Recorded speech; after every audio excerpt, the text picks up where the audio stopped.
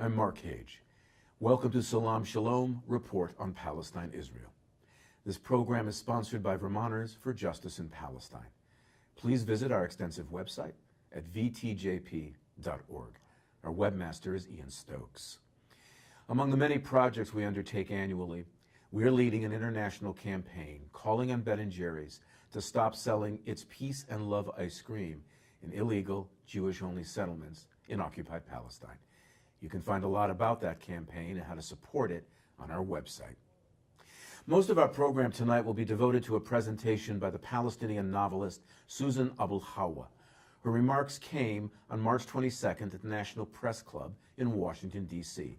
The occasion was the 6th Israeli Lobby and American Policy Conference. Her address was entitled Israel Beyond Apartheid. It examines the nature of Israel's presence in the world, beginning with its claim to being the only democracy in the Middle East versus its reality as an apartheid nation. And she asked us to consider the roles Israel has assumed beyond colonizing Palestine in terms of its relationship to other countries, to the natural world, and to history. Now, you can hear Susan Abelhawa read from her work or discuss literature or other topics, virtually any country in the world, except her homeland, Palestine. She traveled there in November in 2018, but she was barred entry into the country at Tel Aviv's Ben Gurion Airport. She was ordered deported. She then spent 32 hours in an Israeli jail cell appealing that deportation order, which she lost. And while she was in that jail cell, she penned this note to those who had hoped to see her in Jerusalem and Ramallah, where she was to attend events at a literature festival. She wrote to them, "It pains me that we cannot meet anywhere in the world, it pains me that we can meet anywhere in the world except Palestine, the place to which we belong, from whence our stories emerge and where all turns eventually lead. We cannot meet on soil that has been fertilized for millennia by the bodies of our ancestors and watered by the tears and blood of Palestine's sons and daughters who daily fight for her. I want to leave you with one more thought that I had in that jail cell. Israel is spiritually, emotionally, and culturally small, despite the large guns they point at us, or perhaps precisely because of them. It is to their own detriment that they cannot accept our presence in our homeland, because our humanity remains intact and our art is beautiful and life-affirming, and we aren't going anywhere but home." Now, before we turn to Ms. Abelhawa's comments tonight, we'd like to share a brief video clip of the senators of Ireland last July debating support for a bill that would bar Israeli goods manufactured in illegal Jewish settlements from being sold in Ireland. That bill eventually passed on a vote of 25 to 20. The bill also passed Ireland's lower parliament in December by a vote of 78 to 45. Here are the speeches we hope one day to hear in the U.S. Congress. I've seen the results of the bombing of hospitals, of schools, of sewage treatment plants. It is appalling. And if you want to know what the people of Palestine, you say that you're speaking on behalf of the people of Palestine. If you want to know what the people of Palestine want, ask the Palestinian farmers.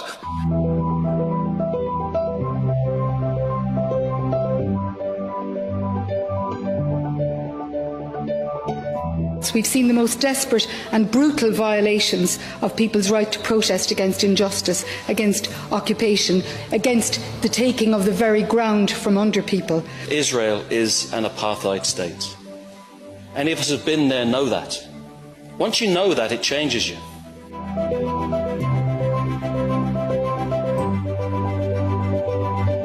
Though these settlements are repeatedly condemned as illegal by the EU, UN and Irish government, they continue to extract valuable natural resources and agricultural produce.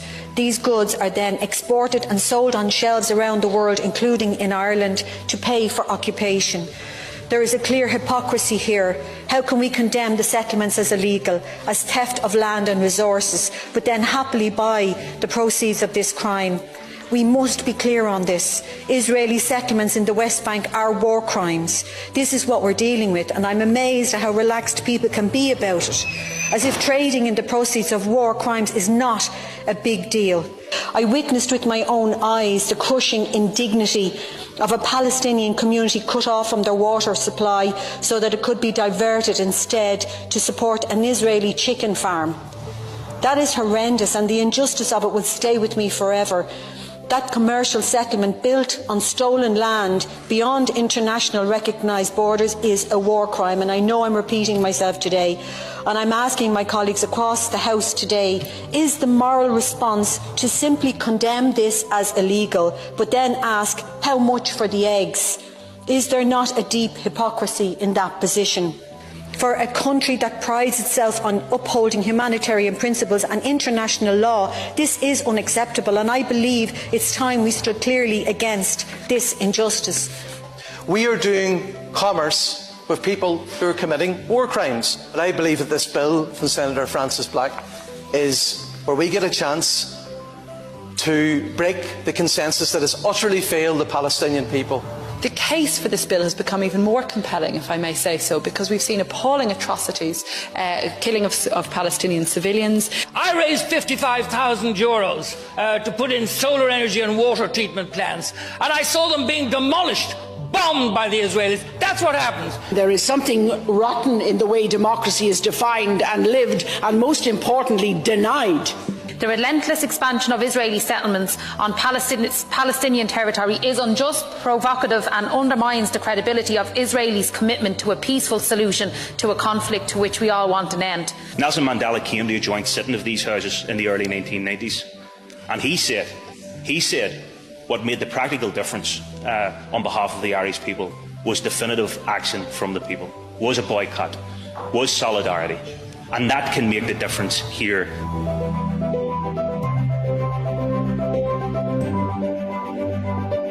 The government of Benjamin Netanyahu has to get a message. And I believe the message has to be a very simple one, and that is respect the rule of international law.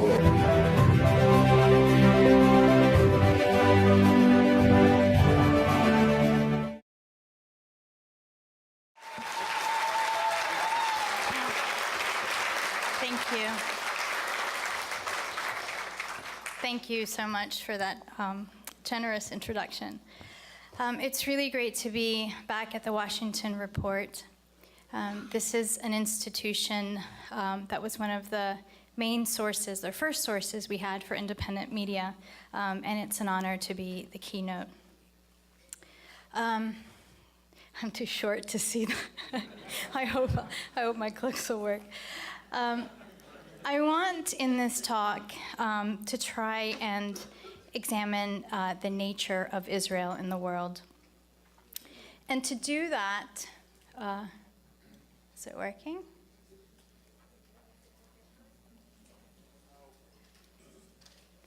Can we get this working?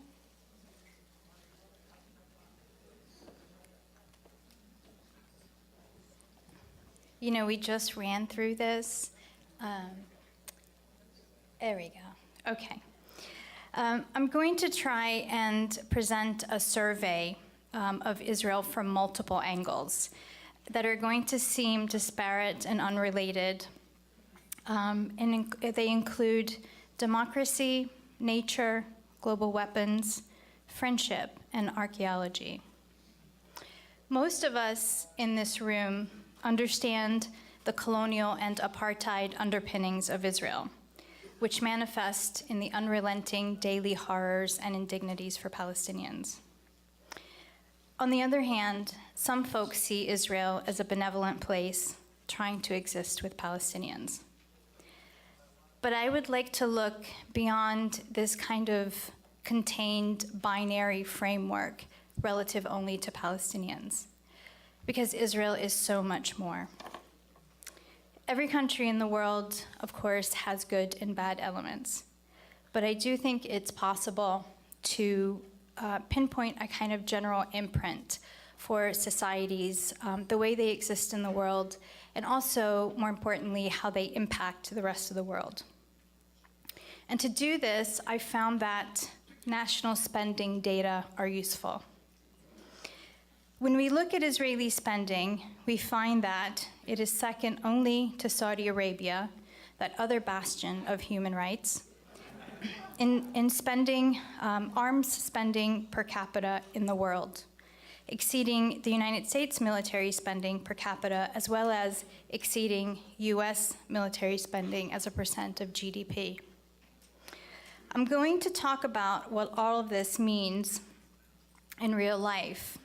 But first, I want to touch on the prevailing perception of Israel, which has been cultivated through sustained, multi-tiered, multi-pronged public relations campaigns that present Israel as an unfairly maligned modern democracy, one that is advanced, socially enlightened, and endlessly innovative, from such absurd claims as having invented falafel to the equally absurd claim of being less than 1 year away from curing cancer. It's actually a real thing. What is promulgated through popular international media is typically not merely an exaggeration of reality or even just spin, but it's often precisely the opposite of reality. A case in point is this article in Scientific American, a respected magazine that translates scientific information for laypersons. The article touted Israel's desalination plants as unprecedented ingenuity in the region, using language that comports with the old proposition that Israel was a miracle that made the desert bloom. The reality could not be further from that. Two implicit lies in the title and subtitle alone. First, Arab nations in the Gulf have been using desalination technology for the past 50 years. But more important is the little-known fact that Ramallah's annual rainfall actually exceeds London's annual rainfall, and Jerusalem's rainfall is nearly on par with London's. Plus, it's way sunnier. The point is that Palestine isn't and never was dry, desert, or barren. This is the cover of a detailed audit book of all the ways that Israel has profoundly and detrimentally altered the natural biomes, landscape, hydraulic potential, and ecological balance of Palestine.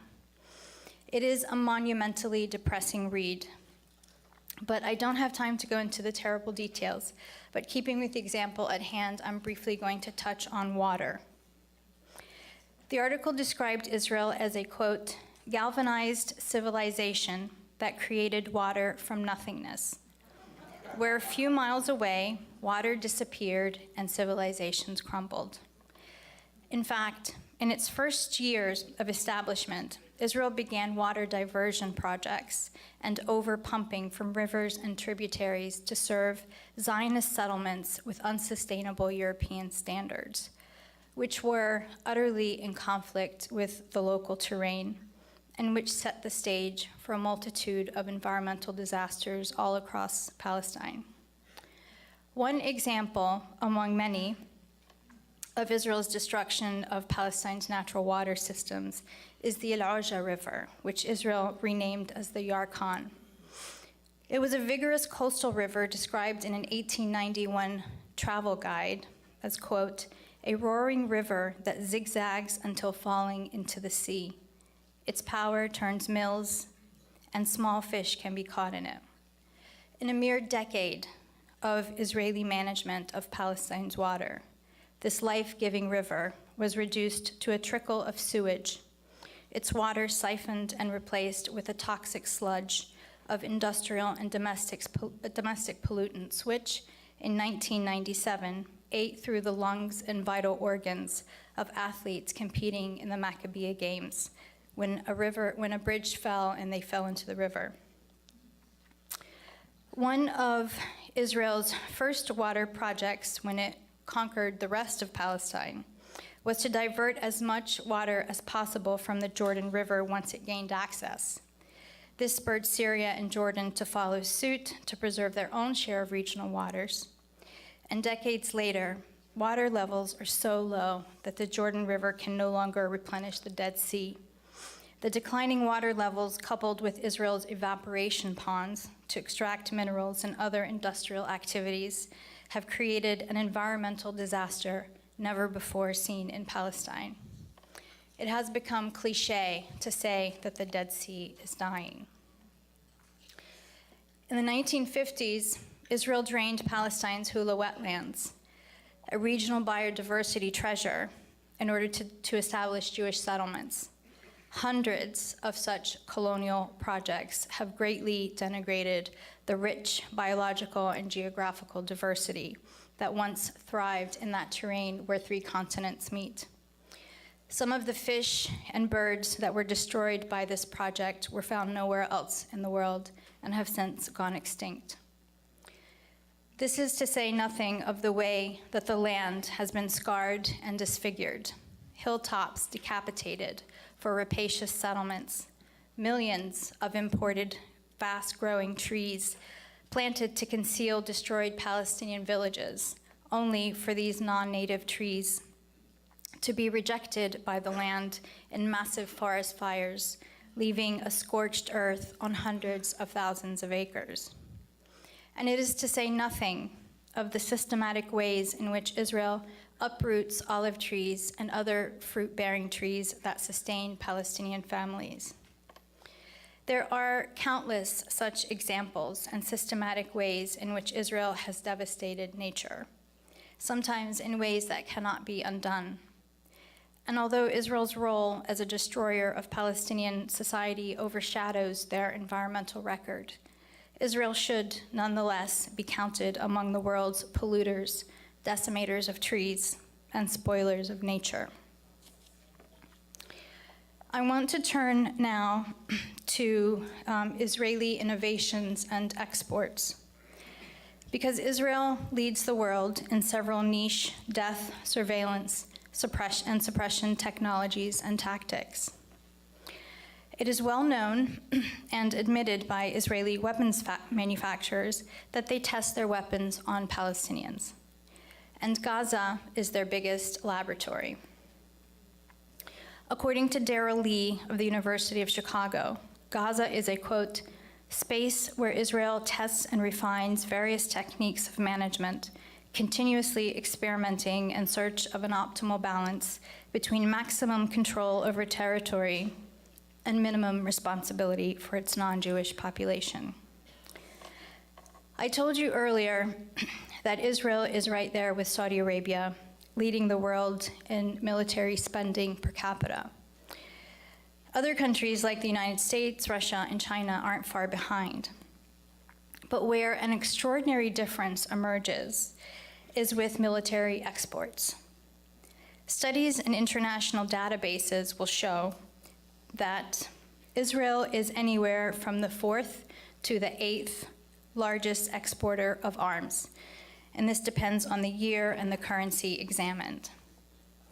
I should point out, however, that these data are likely gross underestimations, because Israel doesn't actually report its arms deals, many of which occur through covert deals via independent arms hustlers, often retired Israeli military generals.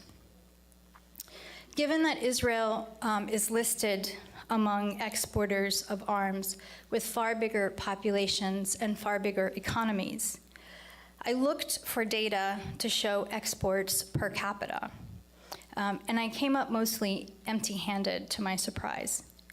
I'm sure that data must be out there somewhere, but I couldn't find it. So I put on my old scientist and statistician hat and did the calculations myself. I used 2 databases. The first was of the top arms exporters in US dollars for years 2010 to 2018 from the Stockholm International Peace Research Institute, or SIPRI, which compiles data on arms transfers and conflicts around the world. Then, using Excel functions, I matched those data up with a world population database for corresponding years from the World Bank. Then, using simple arithmetic functions, I calculated and graphed arms sales, normalized to the size of the population to determine arms export per capita for all the countries in the SIPRI database. And what I found is that Israel leads the entire world in arms exports, often by a huge margin, every single year between 2010 and 2018. With the exception of 2011, in which Sweden, strangely, was neck and neck with them. Again, these data do not include the vast covert arms transfers, military training, and surveillance technology. One of Israel's biggest military hardware niches is drones. Over 60% of global drones exports come from Israel. And the United States is just in second place with just less than 24%. The attractiveness of Israeli arms is that they boast of being combat tested. A case in point is Israel's Hermes 900, which was still in the testing phase when it was used against civilians in Gaza in 2014. A mere 3 weeks after that onslaught in Gaza that murdered 2,200 people and maimed tens of thousands more, Israel held a drone trade show called Israel Unmanned Systems 2014, in which that Hermes 900 was all the rage for its so-called performance in Gaza. In that assault in 2014, Israel used drones to kill at least 840 people. In the current assault on Gaza protesters, Israel is using a series of new drones called the Cyclone Riot Control Drone System. It's being used to spray aerosol and gas substances from the sky. They appear to be used for the first time against the Great March of Return. The company that makes the Cyclone claims on their website to be a leading supplier for police in the United States, and they boast that their product claims are based on practical field experience. This is what it looks like.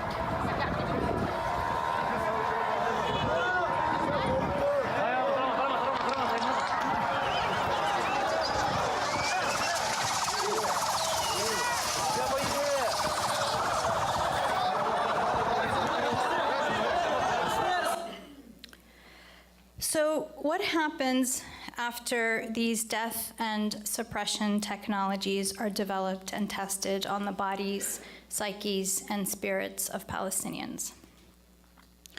Throughout its short history, Israel has been one of the most dependable suppliers of weapons to pariah regimes, especially in situations where, I don't know if this came up, where weapons embargoes were put in place due to severe human rights abuses. The ones I'm going to show you were revealed due to leaks, revolutions, or specific investigations, especially those by two Israeli human rights activists, Itay Mack and Yair Aron. In South Sudan's civil war, Israel continued to supply the South Sudanese regime with weapons despite an ongoing civil war that had left 500,000 people dead and 4 million displaced in the past 5 years. Israel's arms sales to South Sudan continued despite a UN report that documented extensive and grave human rights violations, including the drafting of child soldiers, burning of villages, systematic rape, indiscriminate killing, pillaging, and destruction of infrastructure.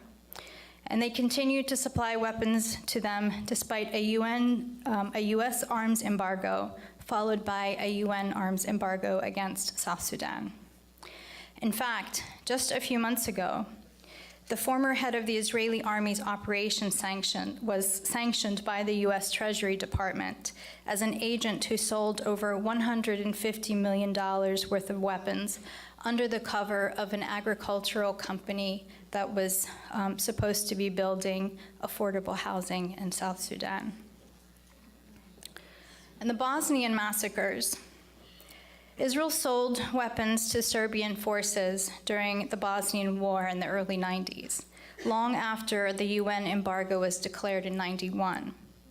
In 92, when Slobodan Milosevic was on trial, the president of Serbia at the time, he was described at the time as the new Hitler of Europe.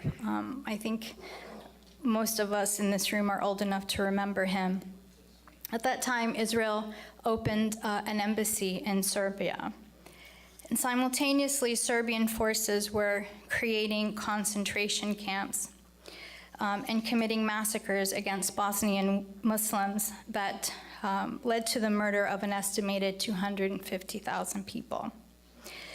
Ite Mak, whom I mentioned earlier, gathered evidence that Israelis in the highest offices were involved in both arming and training Serbian forces. Mak and Oran then petitioned the Israeli Supreme Court with concrete evidence of this, including the diary of Ratko Mladic, who's on trial at the ICC for war crimes. They had his diary in which he cataloged all the training and weapons that were transferred to them.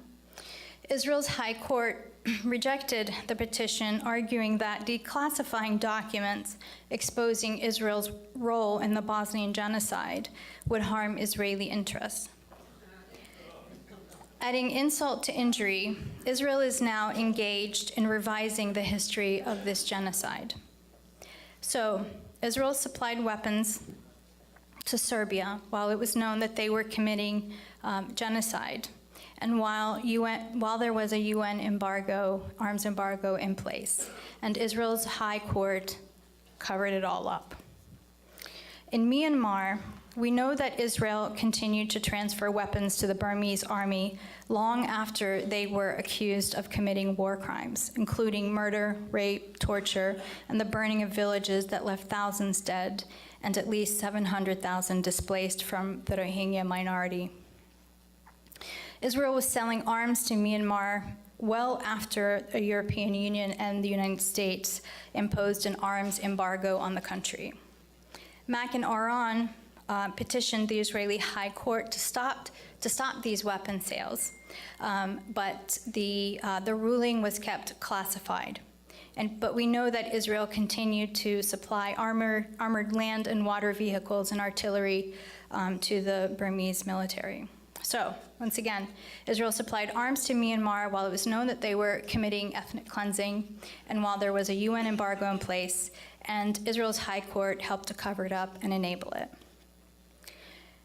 In Rwanda, going back again to the 1990s, to another horrific genocide, an estimated 1 million men, women, and children were massacred in Rwanda in the space of 100 days.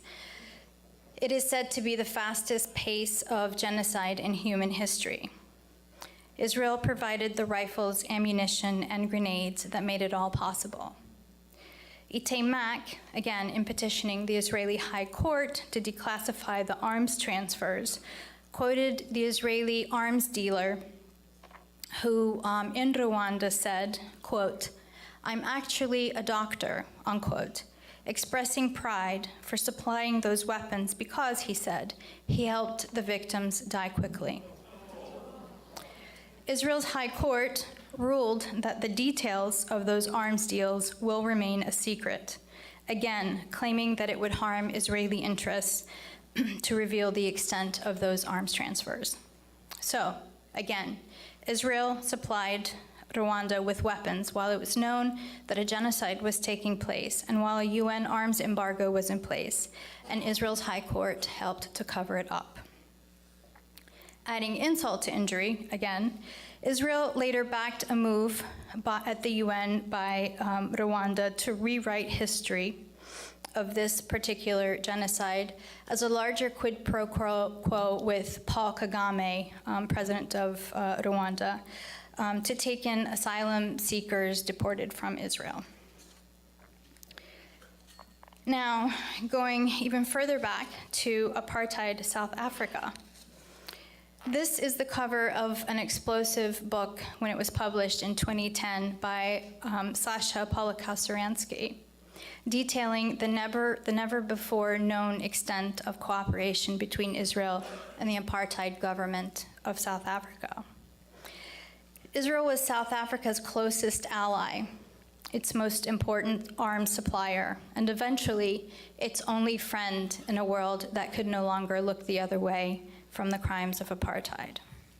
The coordination between the two countries was unprecedented.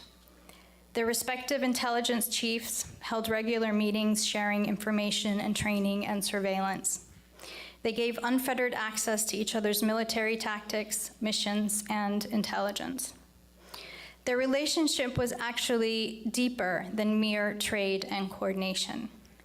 Israel had a spiritual and moral affinity for the apartheid government in South Africa, which was articulated in the 1980s by Israeli Chief of Staff Raphael Itan, who said, referring to blacks in South Africa, that they, quote, want to gain control over the white minority, just like the Arabs here want to gain control over us.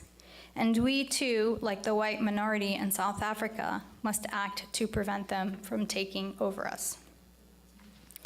In 1976, just 2 months after Israel rolled out the red carpet for the South African president, school children in Soweto took to the streets to demonstrate against an imposed racist curriculum. The white South African police mowed them down with weapons that had been supplied by Israel. What shocked the world further from this book was to finally learn that Israel had offered to provide the apartheid government with nuclear arms as far back as 1975. Israel tried to prevent the declassification of the post-apartheid government documents, but they were unsuccessful, and it became clear that Israel did indeed lead to the nuclear armament of the apartheid regime, which luckily disarmed voluntarily following the fall of apartheid. One more thing that's worth noting here. In 2007, former Israeli Prime Minister Ehud Olmert warned that his country could one day, quote, face a South African-style struggle for equal voting rights. And as soon as that happens, the state of Israel is finished.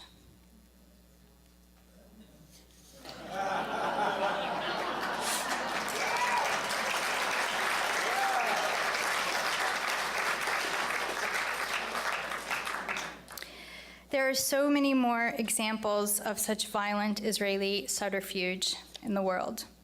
And I'm going to quickly rattle through a few of these examples without going into detail for the sake of time. But just know that every one of these instances, and this is not a complete list, of sub rosa arms sales occurred to bolster repressive, brutal regimes at different times, and as well as training of mercenaries to facilitate corporate plunder. Israel continued supplying arms to the former repressive white colonial regime in Rhodesia, or modern-day Zimbabwe, after UN sanctions were imposed in 1967. Israel armed and supported Portugal against national liberation movements in the former colonies of Mozambique, Angola, and Guinea-Bissau. Israel funded and trained the military repression of anti-colonial uprisings and/or dictatorships in the Ivory Coast, Central African Republic, Benin, Togo, Cameroon, Senegal, Uganda, Nigeria, and Somalia. Israel armed all sides of the Angola civil war at different times over 40 years. They used this colonial tactic in other places to fuel and arm wars to divide and reconquer Africa. Israel armed and trained elite units in Zaire, now the Democratic Republic of Congo, bolstering the brutal rule of Mobutu Sese Seko following the assassination of Pan-Africanist Patrice Lumumba. They sold arms to Sri Lanka to suppress the Tamils. Israel provided nearly all arms sold to the Somoza dictatorship in Nicaragua that terrorized its people for over 12 years. Following the democratic election of the Sandinistas, Israel funneled arms to the brutal Nicaraguan Contras and was embroiled in what became known as the Iran-Contra affair.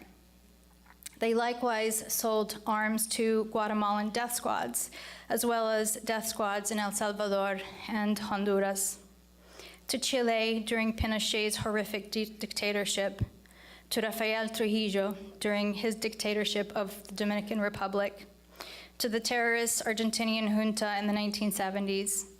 In many of these places, Israel also sold surveillance technology to monitor phones and track political activists. They did the same thing in the Philippines during the Ferdinand Marcos era and in Indonesia under the repressive Suharto. They're also now supplying weapons to the accused war criminal of leader of Philippines, Rodrigo Duterte. In Cameroon, Israeli generals provide training and arms to protect dictator Paul Biya, who has been crushing political dissidents, disappearing, assassinating, and torturing activists. They're doing the same thing in the oil-rich Equatorial Guinea, colluding with Obiang Nguema and ExxonMobil to suppress political dissent and facilitate the siphoning of that nation's resources to enrich its rulers and U.S. And Israeli corporations, while its people languish in abject poverty. Israel also provides countries and corporations with wares and training for domestic policing and suppression of dissent. In places like Brazil, Israel plays a huge role in the domestic surveillance, prisons, militarized borders, and internal policing and suppression. In the United States, there is widespread training of U.S. police departments. The export of Israel's brutal tactics to the United States has been so alarming that Jewish Voice for Peace launched a dedicated campaign called Deadly Exchange to fight against it and bring awareness. Over 200 police and security agencies across the United States have gone on training junkets to Israel. And I think these are just the ones that are funded by one domestic Zionist agency, where they are both brainwashed about Israel and instructed in ruthless military tactics. The impact of this cooperation between U.S. domestic police departments and the Israeli occupation military came to light after the Ferguson uprising, in which RoboCop police showed up in military gear to suppress unarmed, peaceful protesters. It turned out that the Ferguson Police Department had gone on one of these training junkets in Israel. Also of note is the incident of police shooting in 2016 in Dallas, Texas, in which Police Chief David Brown sent in a robot packed with explosives to kill the suspect. It was a kind of robot suicide bomber, if you will. It was apparently the first known time that police dispatched a robot to kill a suspect on U.S. soil rather than attempting apprehension or negotiating surrender. As it turned out, that police chief had been on a 10-day so-called anti-terrorism training in Israel.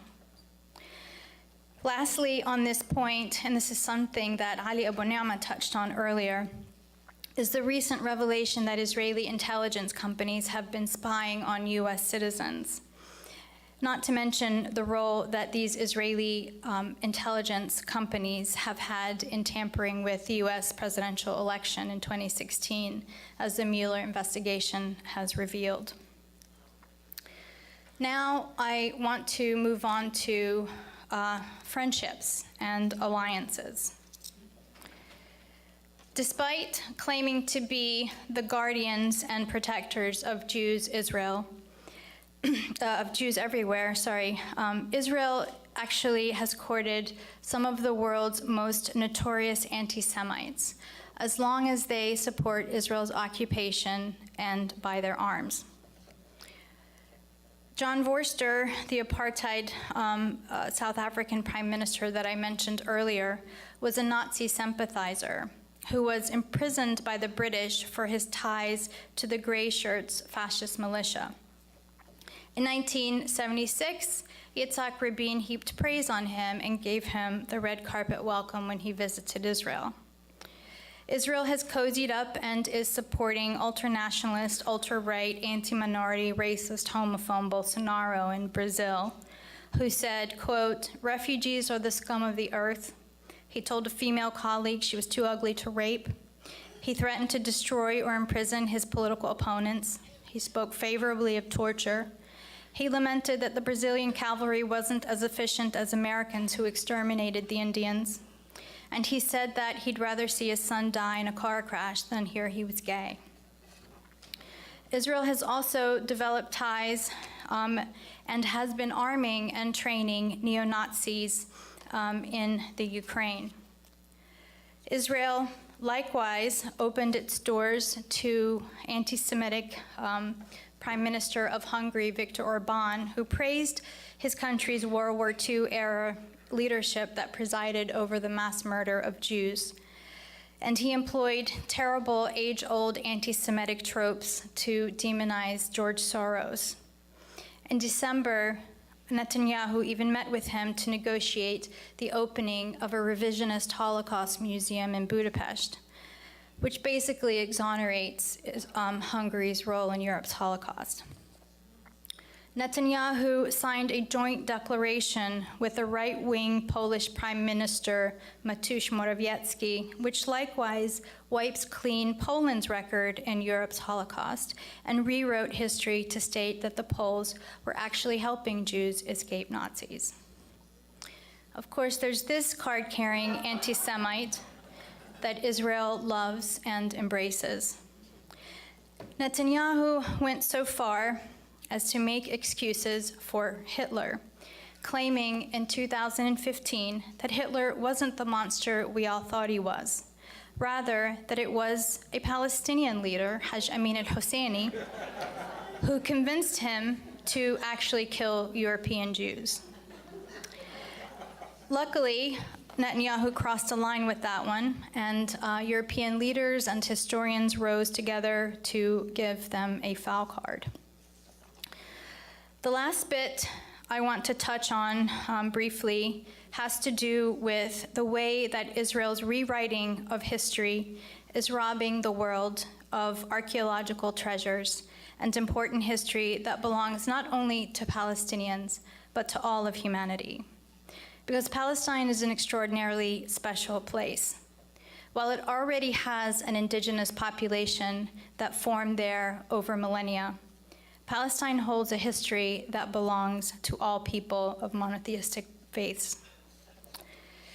Since its inception, Israel has worked tirelessly to erase the footprints of the many civilizations, religions, and peoples who existed in that land before, during, and after Jewish presence in the land.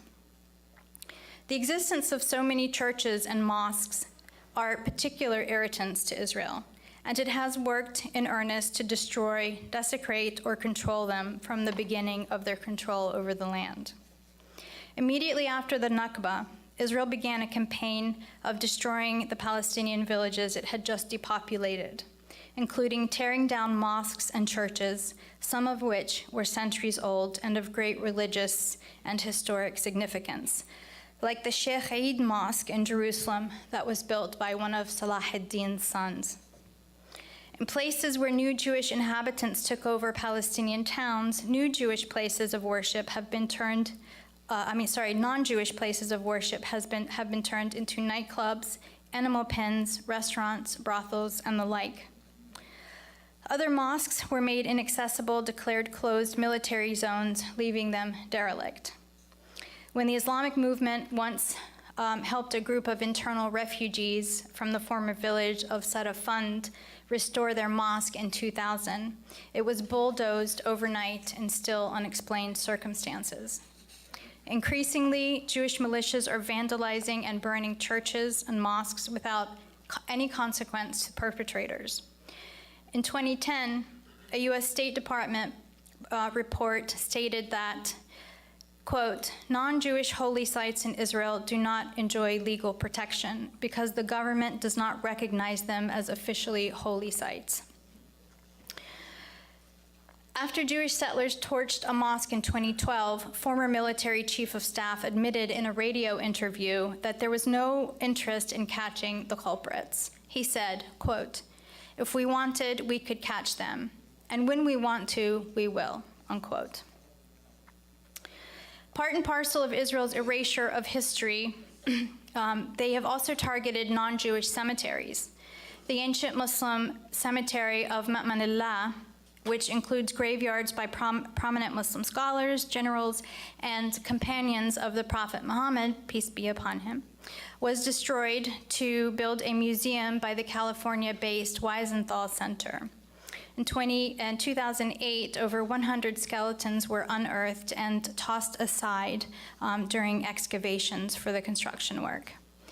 Throughout Palestine, in places where Israel has developed Jewish cities, Muslim and Christian cemeteries were simply dug up and built over. For example, Tel Aviv University, which was built over the Palestinian village of Sheikh Munis, desecrated a graveyard and built a dormitory over it. Lastly, I want to briefly touch on the ways that Israel has weaponized archaeology. On the pretense of digging for history, it has confiscated and demolished whole Palestinian neighborhoods. Silwan in East Jerusalem is the best known example of this, where Israel has confiscated at least 6 dunams of land belonging to one family, the Siam family, and they've evicted over 6,000 Palestinians. The purpose of the dig was never about archaeology because we know that they're planning to build a so-called Jewish national park in the area, a kind of Jewish Disneyland as it's being referred to. We also know that the Israel Antiquities Authority has destroyed several ancient archaeological sites and antiquities as a result of this dig, including a cemetery dating back to the Abbasid Caliphate and relics dating back to the Canaanite era in the 2nd millennium BC. It is not for love of archaeology or history. In fact, Israel routinely destroys ancient cities unearthed by archaeologists, so long as they have nothing to do with Jewish history. The first thing they did when they conquered Palestine, the rest of Palestine in 1967, was to demolish the entire Moroccan neighborhood that was over 800 years old, displacing hundreds of Palestinians. Israel has engaged in such massive destruction of antiquities consistently and systematically. Another example shown here is a recent find of a 1,200-year-old mixed village of well-off Muslims and Christians who lived together. Archaeologists got a chance to take photos and record some of the relics, but the site is set to be bulldozed for development. Again, these are all just surface surveys of hidden realities. The depredations of Israel are much more vast, deeper, and far-reaching. But my hope is that what I have presented here today will expand the view from Israel as an apartheid nation suppressing the indigenous Palestinian population to a deeper understanding of Israel as a global force of violence, plunder, paranoia, surveillance, greed, war, suppression, ecological destruction, erasure of history, the forceful transfer of wealth from the weak to the powerful, and the entrenchment of supremacist ideologies that set human hierarchies and castes. No matter how many gay pride marches they hold or how many Eurovisions they host, no matter how good their national orchestra makes you feel when they tour the world, or how Palestinian citizens are given a symbolic vote, no matter how much greenwashing, pinkwashing, or whitewashing Hasbara there is in mainstream media, the way that Israel exists in the world is ultimately antithetical to life and to liberty, not just for Palestinians, but for all people who struggle against tyranny, oppression, white supremacy, and ecological destruction. The situation is dire and desperate for our families in Palestine. The grim reality of our compatriots' daily lives and the dimming of our future in our homeland is portended by Israel's push now to ban the Adhan over Jerusalem for the first time since the dawn of Islam. And Israel is moving forcefully against Al-Aqsa, perhaps the final frontier in Palestine. But I do not want to end on such a hopeless note, because despite everything, there is so much to celebrate, so much to encourage our continued struggle, and much to inspire hope. In fact, I believe that Israel's current escalation of their ongoing ethnic cleansing is in many ways a desperate, though counterproductive, response to the growing international repudiation of them, including by young Jews whose moral compass is not guided by Zionism. The conversation is changing here and around the world. Palestine is the single issue splitting leftist movements and parties globally. The Democratic Party here in the US, the Women's March, the Labour Party in the UK. Increasingly, we are not alone. Points of intersection with liberation movements around the world are being filled with reciprocal solidarity. And more importantly, our people on the front lines have not given up, and they continue every day to fight and insist on life. And in the bigger picture afforded by historical examples, Palestine actually follows time-tested trajectories of liberation. Difficult and bloody as these paths always are, I believe that ultimately, restoration to our homeland, to liberty and dignity, is our only collective destiny. Thank you.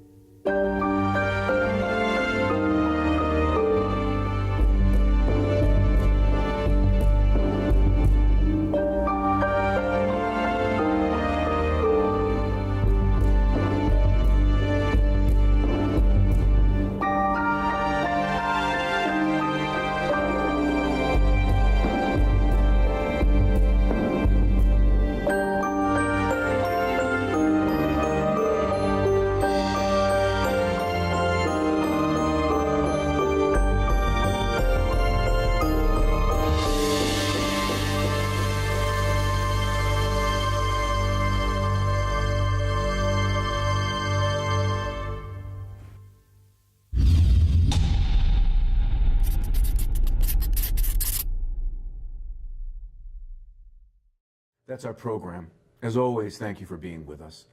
I'm Mark Hage, and on behalf of Vermonters for Justice in Palestine, until our next program, Salam, Shalom.